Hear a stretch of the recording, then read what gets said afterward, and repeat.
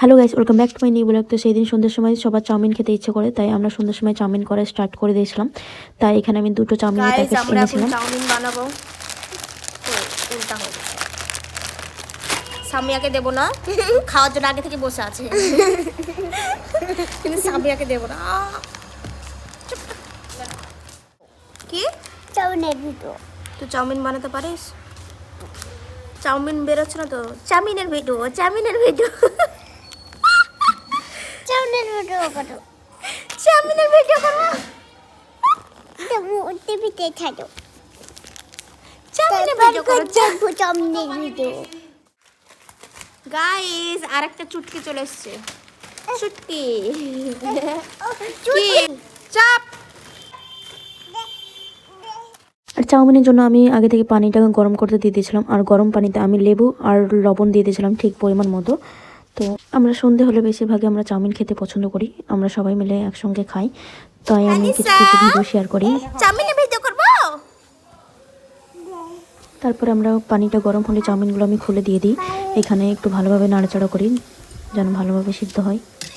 আর ওইদিকে আমি চা বানানোর জন্য দুধ দিয়ে দিয়েছিলাম, বাট কি হবে পরে অবশ্যই দেখাবো তোমাদেরকে। আর এখানে দেখো চাউমিনটা ওপরে তুলছে, মানে বড় দেখাচ্ছে, যে কতটা বড় পরিমাণে ওটাই দেখাচ্ছিল।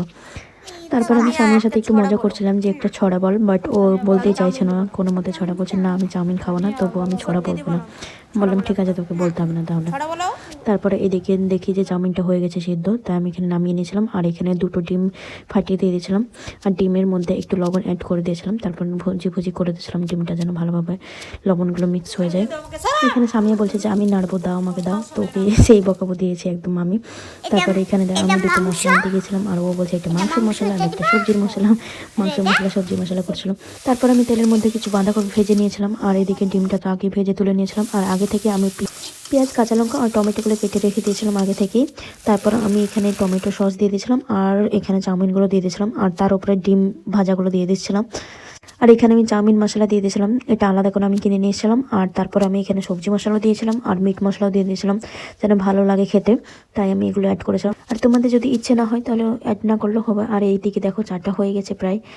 আর এখানে দেখতে পাবে যে আমি একটা তোমাদেরকে জিনিস দেখাবো, মানে আমি অন্য কাজ করছিলাম, অন্যদিকে ধ্যান ছিল, আর ওইদিকে পুরো দুধটাই পড়ে গেছিলো চায়ের। তারপরে এখানে দেখতে পাচ্ছ চাউমিনটা হয়ে গেছে, আর এটা ছিল আমাদের ফাইনাল লুক, মানে আমাদের ফাইনাল খাবার আর কি।